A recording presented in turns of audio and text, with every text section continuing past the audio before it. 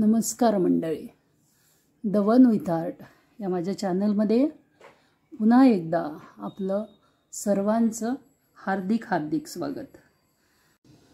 मंडळी, रक्षाबंधन हा सण जवळ आला आहे आणि म्हणून मी आज घेऊन आली आहे राखींचं कलेक्शन. आज मी तुम्हाला 10 प्रकारच्या राख्या दाखवणार आहे ज्या घरच्या घरी आपल्याला बनवता येतात. तर त्यापैकी ही आहे पहिली राखी. ही 4 नंबरच्या मोत्यांमध्ये आपण बनवलेली आहे आणि याच्यामध्ये एक 12 नंबरचा मोती टाकलेला आहे. बांधायला खूप छान दिसते, लहान मुलांना खूप सुंदर दिसते. त्यानंतर दुसरी आहे ती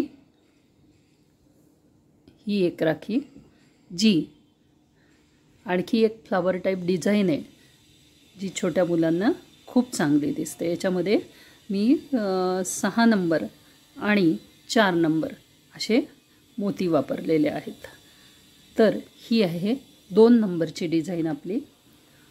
त्यानंतर छोट्या मुलांना मोठ्या साईजची राखी आवडते बांधायला आणि म्हणून ही थोडी मोठी करायचा प्रयत्न केला आहे. बघू शकता तुम्ही.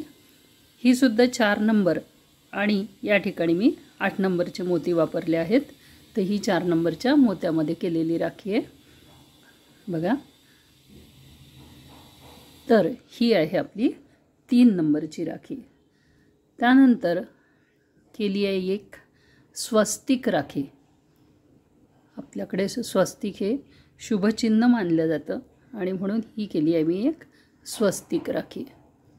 ही पूर्णतः 4 नंबरच्या मोत्यामध्ये आहे आणि कंप्लीट राखी ही धाग्यामध्ये क्रोशियाचा जो धागा असतो त्या धाग्यामध्ये विणलेली आहे. तर ही झाली 4 नंबरची राखी. त्यानंतर एक केली आहे मी ही पुन्हा याच्यामध्ये 5 नंबरचे मोती वापरलेले आहेत आणि ही राखीसुद्धा मनगटाला खूप सुंदर दिसते. ब्रेसलेट डिझाईन म्हणून सुद्धा सुंदर दिसते. ही राखी पूर्णतः धाग्यामध्ये कंप्लीटली विणलेली आहे. म्हणजे या बाजूनी सुरुवात करायची आणि इथपर्यंत विणत जायचं. तर ही आहे पुन्हा एक आणखी 5 नंबरची राखी. त्यानंतर ही राखीसुद्धा हाताला अप्रतिम दिसते, तुम्ही पाहू शकत असाल. तर ही ब्रेसलेट टाईप डिझाईन आहे. म्हणजे याला जर आपण या बाजूला चेन लावली तर ही ब्रेसलेट म्हणून सुद्धा सुंदर दिसते. तर ही आहे आपली 6 नंबरची राखी. जी ज्यांना फार मोठी राखी आवडत नाही त्यांच्यासाठी ही खूप छान दिसते. त्यानंतर आहे ही एक ब्रेसलेट टाईप डिझाईन. जी डिझाईन आपण थोडी डिझाईन करून या ठिकाणी धागे बांधले आहेत, पण ही डिझाईन पुढे वाढवली आणि त्याला जर एक हुक लावली तर ती ॲज अ ब्रेसलेट म्हणून सुद्धा उपयोगात आणता येते. यामध्ये मी 4 नंबर, त्यानंतर हे 6 नंबर आणि हा एक ग्लासचा 8 नंबर असे एवढे मोती वापरलेले आहेत. आणि ही तंगूसमध्ये, मधला भाग तंगूसमध्ये केला आहे आणि त्यानंतर त्या ठिकाणी धागे बांधलेले आहेत. त्यानंतर ही एक आणखी ब्रेसलेट टाईप डिझाईन. ही डिझाईनसुद्धा खूप सुंदर दिसते, ब्रेसलेट टाईप. याच्यामध्ये ह्याला कम्प्लिटली आपण जर वाढवलं, दोन्ही बाजूला वाढवलं आणि या ठिकाणी हुक लावल्या तर हे ॲज अ ब्रेसलेट बांगडीसारखा याचा उपयोग होऊ शकतो आणि महिलांनाही बांधायला छान दिसते. त्यानंतर ही एक साधी राखी आहे जी कम्प्लिटली धाग्यामध्ये तयार केलेली आहे आणि हाताला खूप छान दिसते, नाजूक दिसते आणि ही टोटली 6 नंबरच्या मोत्यांमध्ये तयार केलेली आहे. आणि प्लस ही धाग्यामध्ये विणलेली एक राखी. याच्यामध्ये 3 धागे आपण यूज केलेले आहेत आणि त्याला गाठी पाडून हे मोती धाग्यामध्ये ओवून घेतले. काही लोक हाताला कलावा बांधतात, तर त्या कलावाच्या ऐवजी हे असे मोती घालून बांधलेली राखीसुद्धा सुंदर दिसते. तर अशा पद्धतीने मी हे राख्यांचं कलेक्शन तयार केलेलं आहे.